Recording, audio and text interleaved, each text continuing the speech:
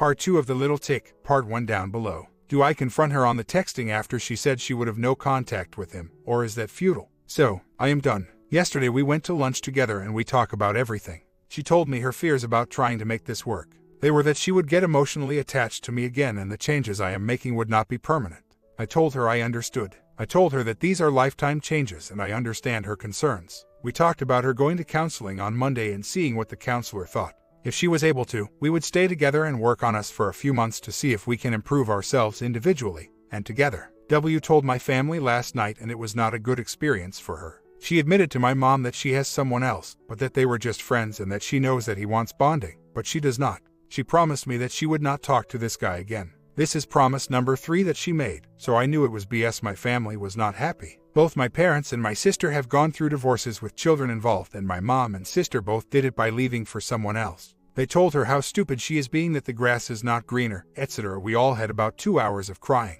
She said that the door is not closed for me, but there is only a glimmer of hope. We went home and got our daughter ready for bed. After my little one fell asleep, the W went outside for a walk. She went to her car for about 25 minutes. She came back with no phone or anything, which seemed very odd. She sat next to me on the sofa and we watched, laughed and enjoyed watching a TV show together. She went to bed. I knew that something was wrong. I went to the car and checked for her phone. I looked in the usual places and did not find it. I went back inside and tried to go to sleep. I woke up and still felt something was off. I asked H for her keys to check her car and she said they were in her purse. I opened H purse and she said no, not that pocket, but I already opened it and saw an unopened pack of condoms. She saw that I saw them. I walked out for a walk. I walked to the car and find her phone in the back seat hidden. I checked it and of course, texts all week and calls. She even told him that she was moving out today and she would see him soon. When I came back in, she asks to talk. She said that she is sorry she keeps hurting me. She said that they are just friends, but she has thought about it. She said, I have never been dishonest with you. I stop her and say that is BS. I ask her if she calls this guy after she promised not to. She said yes. I said, how are you not dishonest then? I walk out. She came after me and I said, okay, did you talk to him last night after we had our talk about us? She said yes, she did. She needs someone to talk to. I told her that is BS. She has friends, family and me to talk to. She made a decision to call this B. I told her that she is disrespectful, a liar and a cheat. I asked her why she lied to my face and then called him. She said she genuinely did not want to, and when she told me she would not call him, she meant it. Yes, she wanted to end amicably, but her actions are making that impossible. I told her that I am doing everything I can to work on me and us and that she has not tried a little for anything. She promises me that she would go to therapy with an open mind to fixing our relationship, but I tell her that she said the same about not calling this garbage. How could you go to therapy with an open mind if you are in a relationship with someone else? Of course, she had no answer. I told her she is selfish and that I am done with her. I told her that the ball is in her court now. I am not trying for us anymore. If she wants to fix this, it is on her, not me. We stopped there and left the house. We got our daughter in the car and she walked to the other car. I told her that she need to fix this. She caused this issue. I am not going to be villainized for what happened here. I told her that this is not her. I told her that she is making terrible choices. She said that she knows. She asks why she could not stop making those decisions. I told her that she has no control. I told her that I wanted to tell her the second I saw the condoms, but I controlled myself. I told her to fix this crap. I will not take, nor deserve this. I told her that I would not put up with this. We left. I have no idea if she went to his house or not. I assume she did. I am playing with my iPad and I see a picture of them from the day after she told me she wanted a divorce at the beach. My sister saw the picture and sent her a text that was not very nice. They are good friends and she has taken this hard. She texted me saying I'm sorry. I've messed up. What more can I say? She said I'm going to try to make this better. Tonight. Then she said, not for you and me but because I want to be someone who our daughter wouldn't be disappointed in. Then she said, and you don't deserve it. Then lastly, both of those reasons. I simply said agreed. I don't know how to take those texts. I am not sure if she is saying that she will work it out, so our daughter is not disappointed in her, or that she will not jump into a relationship with this guy right away, since our daughter will judge her for leaving and immediately going for someone else. I am so confused. I was feeling good earlier, but that text has thrown me off. I am still not contacting her at all. Since yesterday's interaction, we have texted a few times. Here is what happened. Last night, she texted me saying that she went to a yoga class. I call BS, but whatever. She then texts me saying that, by the way, I am making better decisions. I say that good. Our daughter will only be better for your effort. She says, that's what I want. She says that she misses her terribly. That was it for the night. Today she called in the morning to talk to our daughter, and when she was going said that she would call me after her therapist appointment. I said okay. She just texted me that our insurance does not cover marriage counseling. she has a clause in her policy about it, which I can 100% verify. She asked that after she is done with the therapist, can she come over briefly? She says that I imagine we need to give the talk to our daughter now. I say that is fine. I hate this. I thought that yesterday maybe something good was happening. That is what I get for getting my hopes even a little up.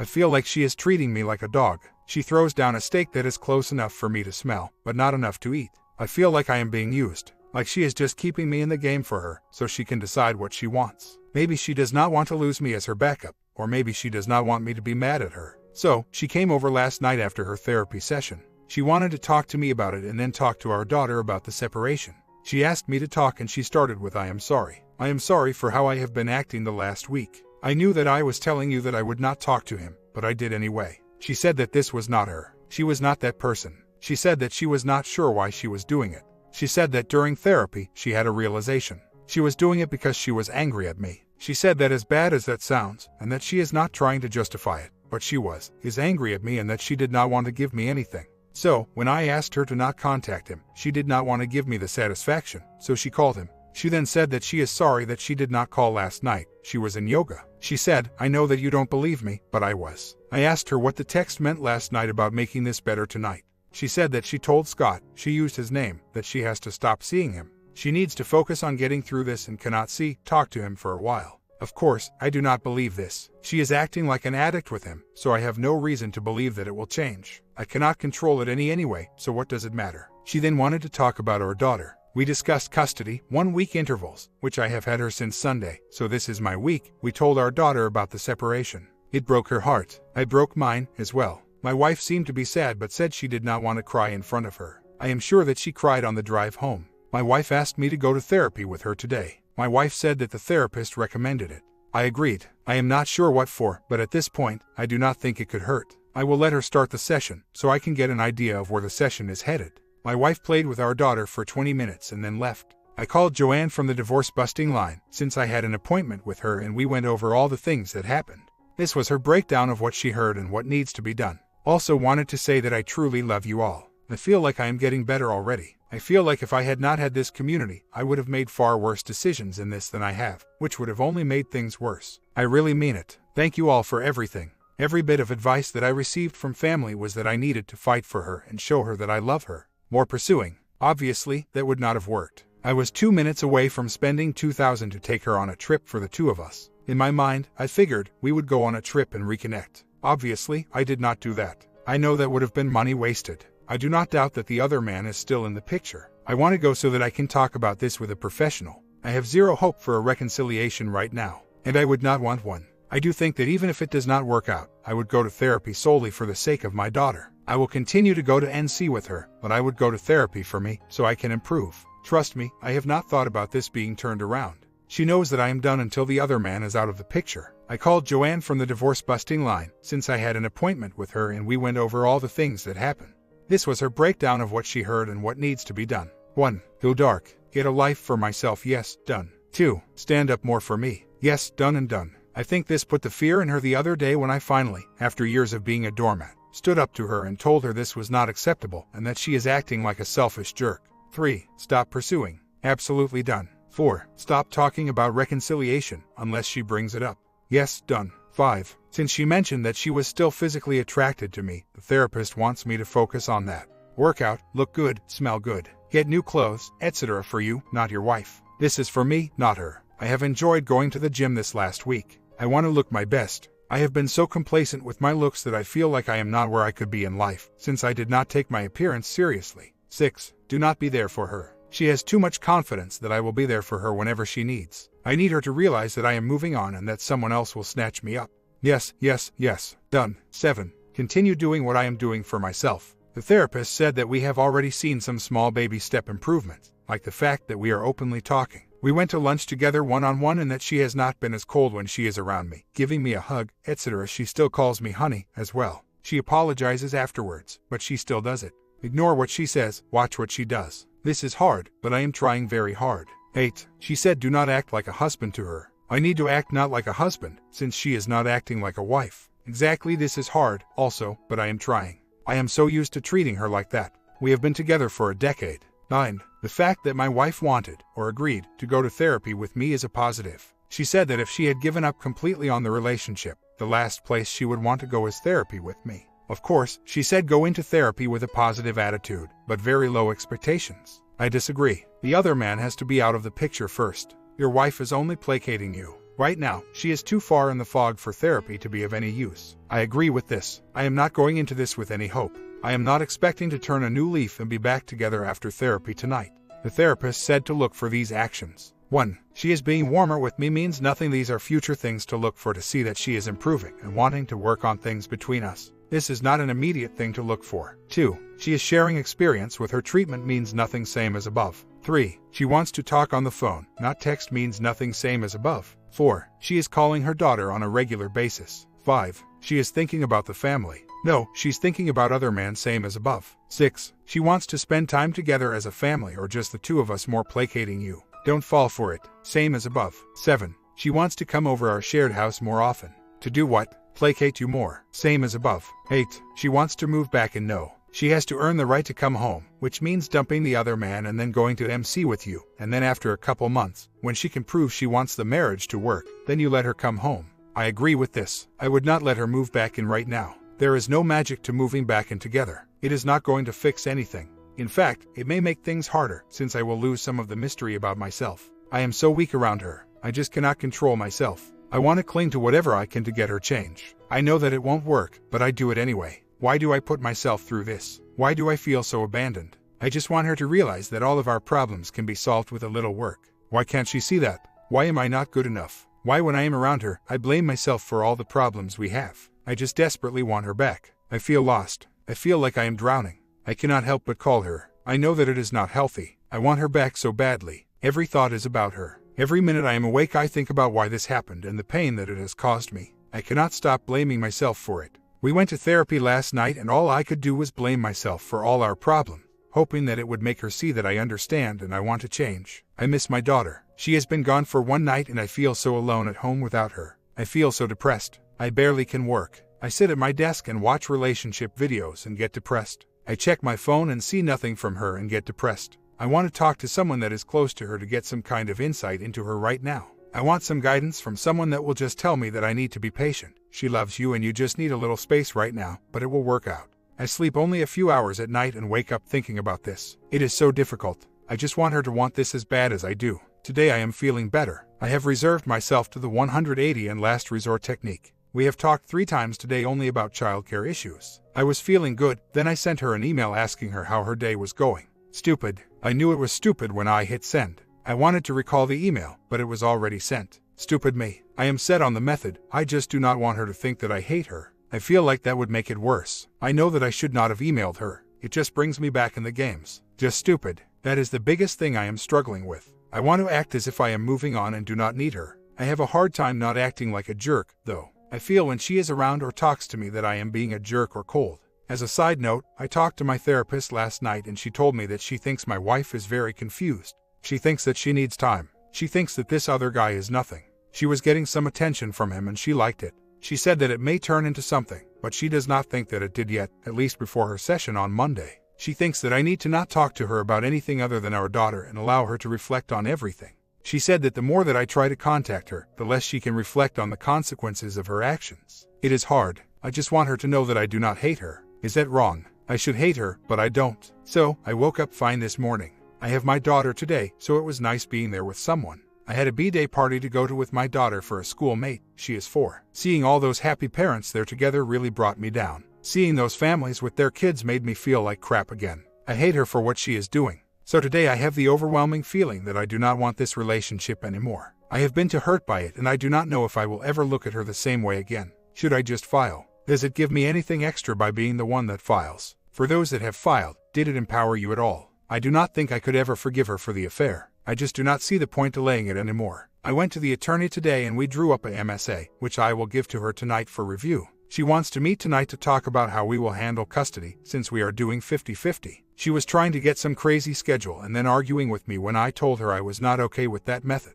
She then yelled at me last night because she claims that our daughter asked her to stay with her longer. I told her no, I want her 50% of the time. She then yelled about how I was taking what I wanted over what our daughter wants. I said she is 4 years old. Crazy. Now she cares about our daughter's thoughts. She did not care when she was breaking our family up to go sleep with this trash. So, I gave her the MSA that was prepared by my attorney last night. We talked about child custody arrangements for a few minutes. The night before, the wife claims that our daughter told her that she wanted to stay with mommy 4 days and daddy 3 days. I told her, the wife, that I was not okay with that. She flipped out. How dare I put my wants above my daughter? Okay, crazy. So yesterday we met to talk to each other about it and ask our 4-year-old what she wanted. My daughter said, I want daddy 3 days and mommy 3 days. Then the wife was like, you don't want mommy 4 days and daddy 3. She was trying to get her to agree with her. My daughter said, no, I want mommy 3 days and daddy 3 days. God bless her. So, I stopped the conversation there. I was cold and emotionless with her. I bordered on being rude, too, which I need to control. So, we left and we did not talk the rest of the night. She called to say goodnight to our daughter and that was it. I found out that she went out with this other man last night. She has already told her parents about him. Her mother freaked out on her. It has been 16 days since we split and she is already going out with someone. Her mom was not happy about it. Her mom wants to talk to me tomorrow. So, we are meeting up to talk. I told her mom yesterday that I would be filing the divorce. So, last night as we are going to sleep, my daughter says, Daddy, let's pray that mommy and you can sleep in the same bed with me. Of course, I pray with her. I go to drop her off at school this morning and her teacher tells me that she has been crying for me and that she has asked her teacher to pray at school. She goes to a Catholic daycare for mommy and daddy. I emailed the wife a few times today. First was the MSA that I gave a physical copy to her yesterday with some changes based on the custody talk yesterday. Second was to tell her about the instance with our daughter and praying.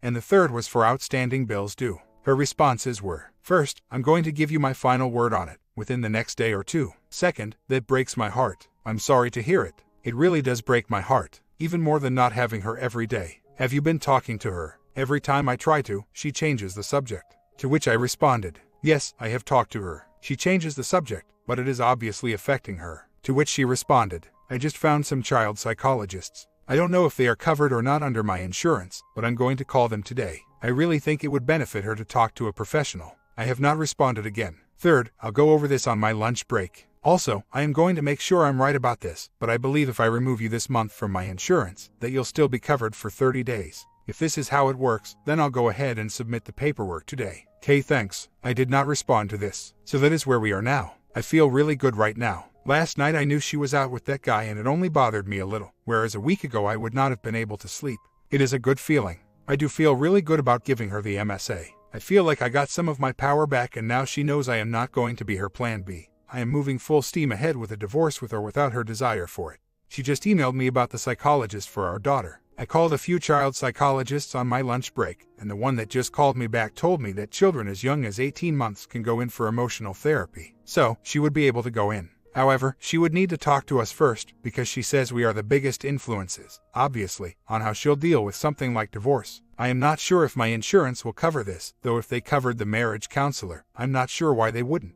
I'm assuming they cover mental health sessions for up to 8 visits. I will try to call to find out for sure. Hopefully this time, I'll be able to reach someone more knowledgeable than last time. If it's not covered though, I'll just foot the bill. Would you be willing to talk to this lady with me? Maybe on November 2nd. I would go sooner, but if it's not covered by insurance, then I won't be able to pay until that date. I responded with a simple "that's fine." She replied to me with "okay." Then, I will email her to set up an appointment. No response from me. I want to say to her that she does not need to go to therapy. I want to tell her that her actions are causing this. I want to tell her to grow up and get out of the affair fog she is in. Of course, that is a losing conversation. So, last night my STBX mom wanted to talk to me. We met at my daughter's school. We talked for about 45 minutes. She told me that this is not her daughter. She is lying to her. She is arguing all the time. The mom is telling her that she needs to get her crap together. She is telling her that she has a young daughter and that she cannot believe that is already dating some guy she does not know within 1 week of being separated. She is disgusted with her. She said that she, my wife, does not listen, just argues about it and says that she knows that everyone thinks she is the bad guy. She has been lying about where she is going to her mom and brother, who both know what the hell she is doing. It felt nice talking to her because she seems to be on my side of this, obviously, and I told her that I do not want, nor expect her to choose my side of things. I want her to know the full story. I told her that this guy has been in the picture far longer than she knows. The mom was under the impression that she just met the guy. I told her about the texts, the date, the condoms, the phone calls, the lying, everything. She said that the wife has been saying things about me, but she knows that they are untrue, since she saw how I treated my wife. She knows that I treated her like a princess. Her mom thinks that she is being selfish and she is not being a good mom. Overall, it helped me a lot. I know that others are seeing the way she is acting and are not blaming me for this. Obviously, I had a part in the downfall of the marriage, but how she has handled it lately, everyone she loves is sickened by it. So, I left with my daughter and thanked my mother-in-law for talking to me. We went home and went to bed. This morning, the wife called me 2 times within 2 minutes. I did not see her call, so I did not answer. I called her back and got no answer. She called about 15 minutes later and I answered like usual. She said, "I called you and you did not answer." I responded with, "I was asleep and I called you back." She asked if I was mad at her. I said, "Yes, of course I am." She said, "Why?" "I have not done anything. I have not even communicated with you." I responded simply with, "You know what you did. There is no reason to talk about it anymore." She responded with, "Unbelievable." She then asked to talk to our daughter and that was it. I was not rude or anything. I did not bring up any of the reasons I am upset with her. I left it at that. I told her that there is no reason to talk about it. I feel like I am taking crazy pills. Does she honestly think that I am not going to be upset with her? Does she think that I am going to answer the phone and be buddy-buddy with her or something?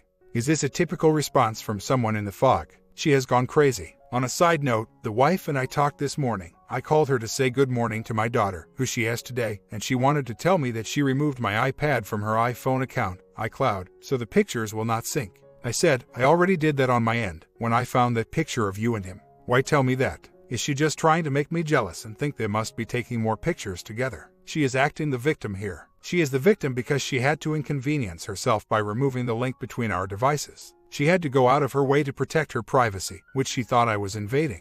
She expected me to come in and plead with her or fight her, persecute her, about removing it, so that way she could fight me back. Or is it so she can feel justified for being in the victim position? Because I am the mean warden that has kept her from being happy, therefore reinforcing her idea that she was the victim throughout this whole ordeal. Is that correct? My other question is, did I help perpetuate the victim triangle by saying I already did it once I found that picture, essentially putting me in the victim position? Bad today. So, I am moving out of our place this week. She moved out to her parents and I just do not want to stay in this place anymore. Too many memories. I feel like I will not move on while staying in the marital home. I have been feeling good the last few days. Today I have been down in the dumps. I am moving all our stuff. I found our wedding photos. Really put me into a funk. I then found the other man's Facebook page. He is the biggest douche I can possibly imagine. I know affairs have nothing to do with the betrayed. I have a hard time not comparing us. He is definitely a step down, in appearance at least. She still shows married on her profile and he still shows single on his. They are not friends on Facebook.